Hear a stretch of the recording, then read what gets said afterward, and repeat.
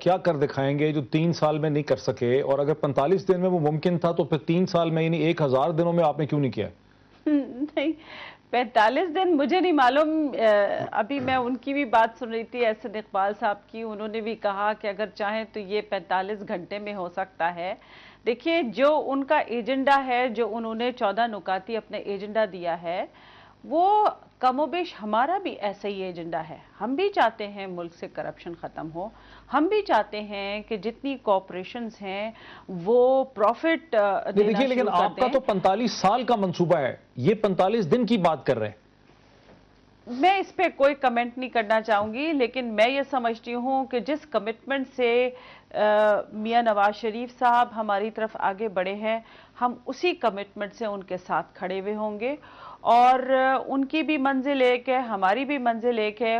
اور میں سمجھتی ہوں جو انہوں نے پوزیشن لی ہے اس معاملے میں، چلیں اس پہ خیر آتے ہیں نا کہ یہ دونوں آپ لوگ کیا کر رہے ہیں، اس پہ اور لوگ بھی اس کو دیکھ رہے ہیں. ذرا سینیٹر صاحب آپ کیسے دیکھ رہے ہیں 45 دن والے کہانی کو؟ دیکھیں معید، ہمیں پہلے تو اوور آل سچویشن دیکھنی چاہیے. آر جی ایس ٹی کا ایشو آیا، عوام نے آواز اٹھائی، آواز پارلیمنٹ تک پہنچی، ڈیفرنٹ پارٹیز تک پہنچی، اور پارٹیز، اپوزیشن کی پارٹیز، ان کے ایلائز اپنے کھڑے ہو گئے. سو ڈیموکریسی ورکڈ اور وہ ڈیفر ہو گیا. پھر پیٹرول پرائسز بڑھائیں، آواز عوام کی پارلیمنٹ تک پہنچی، پارلیمنٹ میں پارٹیز کھڑی ہو گئیں اور پیٹرول پرائسز واپس لانی پڑی. لہذا جمہوریت از ورکنگ ناؤ. اب مسئلہ یہ ہے کہ 3 سال کے بعد ہم نے یہ محسوس کیا ہے کہ حکومت کی تو اکنامک پالیسی تھی کوئی نہیں، ان کی آئی ایم ایف پالیسی تھی. اور آئی ایم ایف پالیسی کے تحت ان کو کچھ کنڈیشنز جو ہیں وہ پوری کرنی ہے، جس میں سے آر جی ایس ٹی ایک کنڈیشن تھی، جس میں سے بجلی کی قیمتیں بڑھانا ایک کنڈیشن تھی، پیٹرول کی قیمتیں بڑھانا ایک کنڈیشن تھی، اور بہت ساری ایسی عوام دشمن کنڈیشنز تھیں جس کو یہ اب پورا نہیں کر سکے. لہذا اب ہم نے ان کو ان چیزوں کو بڑھانے سے تو روک دیا ہے. اب پیسے کہاں سے آئیں گے؟ اب پورا اکنامک ایجنڈا جو ہے، اکنامک پالیسی جو ہے وہ چینج ہونے والی ہے. میاں نواز شریف نے ایک بہت اچھا پہلا قدم لیا ہے، یہ جو پیکج دیا ہے، اچھا پہلا قدم جو 10 نکاتی پیکج مگر this is not P M L N agenda, this is Pakistan agenda. لہذا میں یہ پرپوز کروں گا سارے پارلیمنٹیرینز کو کہ آئیے ہم کھڑے ہوں، جس طرح ہم نے 18ویں ترمیم پاس کی ہے، 19ویں ترمیم پاس کی ہے. ہم ایک charter of economic revival, charter of economic revival and prosperity for the people of Pakistan پہ کام کریں. نواز شریف صاحب نے جو ایجنڈا دیا ہے، اس کو آپ لوگوں کی جماعت جو ہے، آپ لوگوں کا جو دھڑا ہے، وہ سپورٹ کرتا ہے. کون سپورٹ نہیں کرے گا؟ دس از پرو پیپل ایجنڈا. بٹ میں کہہ رہا ہوں کہ جہاں تک اکنامک پالیسی کنسرنڈ ہے، اٹ از انکمپلیٹ. بیکاز ہم نے یہ نہیں بات کی کہ ہم جی ڈی پی گروتھ کیسے کریں گے، ہم نے یہ بات نہیں کی کہ ہم یہ پیسے کہاں سے لائیں گے، ہم نے یہ بات نہیں کی کہ ہم جابز کہاں سے کریٹ کریں گے، ہم انڈسٹریلائزیشن کیسے کریں گے. ہم نے ایک ویژن نہیں دیا، ہمیں اس ویژن دینے کی ضرورت ہے. اور اس میں ہم سب کو کھڑا ہو کے فیصلے کرنے ہیں. کچھ فیصلے سخت فیصلے ہوں گے، جیسے ایگریکلچر انکم ٹیکس ہے، جیسے ریئل اسٹیٹ پہ ٹیکس ہے، جیسے خرچے کم کرنے کی بات ہے، جیسے پبلک سیکٹر انٹرپرائزز کی مینجمنٹ چینج کرنے کی بات ہے، اور اس پہ ایفیشنسی لانے کی بات ہے. اس میں ہم سب پولیٹیشنز اکٹھے کھڑے ہوں گے. بیکاز جب تک جمہوریت جو ہے عوام تک ریلیف نہیں پہنچا سکے گی، جمہوریت کامیاب نہیں ہو سکتی. اچھا احسن صاحب، چونکہ آپ بھی موجود ہیں، فوزیہ وہاب صاحبہ بھی ہمارے ساتھ ہیں، میں آپ کو ایک دو اور پرسپیکٹو دکھاتا ہوں. ایک پرویز الہی صاحب کیا کہہ رہے ہیں اس کے بارے میں، اور ایک عمران خان صاحب کیا کہہ رہے ہیں، وہ ذرا دیکھتے ہیں، اس میں سے پھر سوال پیدا ہوتے ہیں. ذرا دیکھتے ہیں. آج نواز شریف صاحب کیسے کہہ رہے ہیں کہ میرا یہ 10 نکاتی ایجنڈا ہے. اور جناب نواز شریف صاحب اپنے گھر کی طرف دھیان دیں. اپنے بھائی صاحب سے پوچھیں کہ یہ 60% صوبے میں وہ کیا کر رہے ہیں. بلکہ ان کو تو اگر باہر انہوں نے 10 نکاتی دیا ہے تو ان کو تو 15 نکاتی دینا چاہیے تھا. اچھا ناظرین، یہ تو آپ نے سنا پرویز الہی صاحب کو جو کہہ رہے ہیں کہ پنجاب کے لیے ایک 15 نکاتی ایجنڈا ہونا چاہیے جو نواز شریف صاحب کو، شہباز شریف صاحب کو دینا چاہیے. اب ذرا دیکھیں عمران خان صاحب کیا کہتے ہیں. لیکن نون لیگ کو یہ نورا کشتی ختم کرنی چاہیے. اور اصل ان کو بات، اگر وہ کرپشن ختم کرنے کی بات کر رہے ہیں تو سب سے پہلے تو اپنے ایسٹس ڈکلیئر کریں. نواز شریف کتنے پیسے باہر پڑے ہوئے ہیں آپ کے، کتنی جائیدادیں ہیں آپ کی باہر؟ کیا آپ قانون کے طریقے سے لے کے گئے تھے بینکنگ چینل سے یا منی لانڈرنگ کی؟ کتنا ٹیکس دیا آپ نے؟ لیکن جب تک آپ کرپشن ختم ہو ہی نہیں سکتی جب تک آپ اپنے سے احتساب نہ شروع کریں.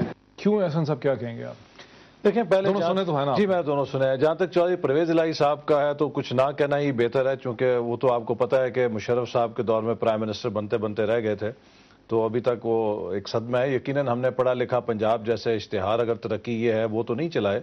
لہٰذا اس وقت پنجاب حکومت کی جو کارکردگی ہے، ٹرانسپیرنسی انٹرنیشنل جیسے ادارے نے اس کو واحد صوبہ قرار دیا کہ جہاں پہ کرپشن میں کمی ہوئی ہے، اور جو بے شمار میں لیکن اس ایک بات پورا کا پروگرام پروگرام کر سکتا پنجاب ہوں. کو پہلے خود ایک ماڈل بنا کے رکھنا چاہیے وفاق کے سامنے. بالکل، دیکھیے ہم نے تو اسی اکنامک ایجنڈے کی پہلے وہاں عمل درآمد کی. آپ نے ابھی پڑھا ہوگا اخباروں میں کہ وہاں کی ڈاؤن سائزنگ گورنمنٹ ڈپارٹمنٹس کی جو ریشنلائزیشن ہے، محکمے جو انہوں نے تو 32 محکمے کے 36 محکمے بنا دیے تھے وزیروں کو کھپانے کے لیے، ان سب کو ریشنلائز کیا جا رہا ہے، وہاں پر آسٹیرٹی لے کر آئی جا رہی ہے. یہ سارے اقدامات ہم پنجاب میں کر رہے ہیں اور اس کو ہمارے ناقدین بھی تسلیم کرتے ہیں. جہاں تک عمران صاحب کی بات عمران کہتے ہیں کہ جو ایسٹس باہر ہیں، دیکھیں عمران خان صاحب کا مسئلہ یہ ہے، لیکن کم از کم ڈکلیئر وہ دو پوائنٹ ہے نا ان کے. میں آپ سے کہتے ہیں ایسٹس کا سائز ڈکلیئر کرتے ہیں اور یہ بتائیں کہ کن چینل سے لے کے گئے تھے، بینکنگ چینل سے لے کے یہ گئے ہے کہ ہمارے ملک میں جس نے یونین کاؤنسل کا پبلک آفس بھی ہولڈ نہیں کیا، وہ ایک دم کہتا ہے کہ مجھے پرائم منسٹر بنا دو.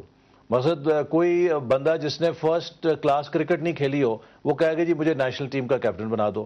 یا اگر کوئی کرکٹ ٹیم کا کیپٹن ہے، وہ کہے جی میں چونکہ کرکٹ ٹیم کا کیپٹن تھا مجھے ہاکی کا بھی کیپٹن بنا دو. الزام کا جواب بات یہ ہے کہ ان کی ناواقفیت اتنی ہے کہ انہیں نہیں پتا کہ ہر وہ امیدوار جو الیکشن کنٹیسٹ کرتا ہے. 2008 میں جب نواز شریف صاحب نے بھی کاغذات نامزدگی جمع کرائے تو ہر امیدوار پابند ہے کہ اپنے مکمل ایسٹس کی ڈیکلریشن فائل کرے وچ از اے پبلک ڈاکومنٹ، اور اگر اس کے اندر کوئی سکم ہے کوئی شہری اس کو چیلنج کر سکتا ہے. اسی طرح انہوں نے لوگوں کو دھوکہ دیا کہ نواز شریف صاحب نے جی 5000 ٹیکس دیے، حالانکہ حقیقت یہ ہے کہ انہوں نے 20 لاکھ سے زیادہ ٹیکس دیا ہوا ہے ڈائریکٹ ٹیکسز. جی ان کا اپنا انکم ٹیکس وہ ہے. بات کریں 2008 کے ٹیکس ریٹرن کی جو الیکشن کمیشن میں فائل ہوا تھا، اور اس میں 5000 اس وقت تھے نہیں نا، وہ باہر تھے نا، اس سے پہلے تھے 5000 تھا. وہ 2008 کی بات 2008 لوگ کلیئر نہیں کرتے، یہ بتا رہے ہیں ابھی ریسنٹ. اچھا، جو آپ کہہ رہے ہیں کہ 2009-2010 کے مالیاتی سال میں 20 لاکھ سے زیادہ ہے ڈائریکٹ ٹیکسز، جی ان کا جو انکم ٹیکس پرسنل. لیکن جو دوسری بات آپ نے کی ہے کیونکہ بڑی امپورٹنٹ ہے، آپ آن ریکارڈ کہہ رہے ہیں کہ جو گوشوارے داخل کروائے انہوں نے انتخابی، اس میں جو ان کے فورن ایسٹس ہیں پاکستان سے باہر، وہ انہوں نے مینشن کیے ہیں. دیکھیے عمران خان کو نہیں پتا. جتنے ایسٹس ایک انسان کے ہوتے ہیں وہ پابند ہے کہ اپنے نام پہ جو بھی ایسٹس ہیں ان کو ڈکلیئر کرے. میری جو پراپرٹی ہے جب میں الیکشن پیپرز فائل کرتا ہوں تو اس کے اوپر میں ڈکلیئر کرتا ہوں کہ میرے پاس موویبل ایسٹس کتنے ہیں، اموویبل کتنے ہیں، جیولری کتنی ہے، کیش کتنا ہے. ہر چیز is part of the public record. چلیں اب اس کو تو بنیادی طور پہ دیکھیں احسن اقبال صاحب چیک کرنا چاہیے، کیونکہ یہ جو چیز انہوں نے، میں آپ کو بتاؤں پرابلم یہ ہے کہ ایگریکلچر کے اوپر انکم ٹیکس نہیں ہے. 95% پارلیمنٹیرین جو ہے ایگریکلچر انکم ہے، سو وہ ڈکلیئر نہیں کرتے. It's not illegal. ہم یہ کہتے ہیں کہ ایگریکلچر پہ لگائیں. باقی ان کا ویلتھ ہوتا ہے، ان کی گاڑیاں ہوتی ہیں، ان کے گھر ہوتے ہیں، اس کے اوپر ٹیکس نہیں. ہم کہتے ہیں ویلتھ ٹیکس لگائیں. پھر میں یہ پرپوز کرتا ہوں کہ ہم پاکستان میں گلوبل اپنی انکم کے اوپر، جیسے امریکہ میں ہوتا ہے کہ آپ اگر امریکن سٹیزن ہیں، آپ دنیا میں کہیں بھی پیسہ کمائیں گے آپ کو ٹیکس دینا پڑے گا اور اپنے ڈکلیئر کرنے پڑیں گے ایسٹ. تو چاہے وہ ایسٹس امریکہ میں ہیں، انگلینڈ میں ہیں، دبئی میں ہیں، پاکستان میں ہیں، اس کو ہم ڈکلیئر کریں اور اس کے اوپر ویلتھ ٹیکس لگے.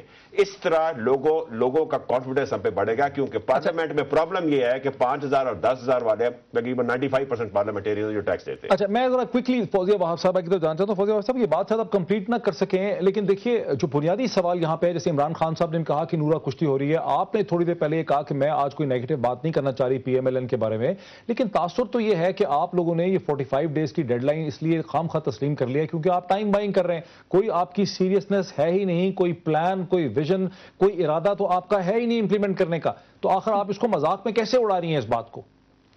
نہیں، میں مذاق میں نہیں اڑا رہی ہوں، اور اگین میں نے آپ سے کہا میں کوئی ایسی بات نہیں کرنا چاہوں گی جس سے کہیں بھی دل آزاری ہو. میں ہارون صاحب کی بات کو آگے لے کے بڑھنا چاہوں گی. نہیں فوزیہ دیکھیں، یہ کوئی مذہبی ایشو تو نہیں ہے کہ دل آزاری ہوگی یہاں پہ، یہ ایک پیورلی پولیٹیکل ایشو ہے کہ آپ لوگ ان کا 10 پوائنٹ ایجنڈا امپلیمنٹ کریں گے کہ نہیں کریں گے. کیوں نہیں کریں گے؟ ہم بھی کمیٹڈ ہیں. جو ان کا ایجنڈا ہے وہ ہمارا ایجنڈا ہے. انہوں نے کوئی ایسی بات نہیں کی ہے جس سے کوئی بھی پارٹی اختلاف کر سکے، جو یہ کہہ سکے کہ جی اس کی ہمیں ضرورت نہیں ہے. وہ تمام ایشوز ہیں جو انہوں نے اٹھائے ہیں اپنے اس 14 پوائنٹ ایجنڈے میں، اس میں وہ تمام ایشوز ہیں جس سے ہم سب لوگوں کا تعلق بنتا ہے اور ہم سب لوگوں نے کسی نہ کسی وقت اپنے کنسرن کا اظہار کیا. تو لہٰذا اگر دو بڑی پارٹیز مل کر بیٹھ کے کوئی جوائنٹ اسٹریٹجی بنا سکتی ہیں ان تمام مسائل کو حل کرنے کے لیے، جس میں انہوں نے تذکرہ فوزیہ کیا وہاب صاحبہ کہتی ہیں کہ ان کا ایجنڈا در حقیقت ہمارا ایجنڈا ہے، ہم اس پہ یقیناً عمل درآمد کریں گے. کیسے کریں گے یہ میں سمجھنا چاہتا ہوں ایک بریک کے بعد.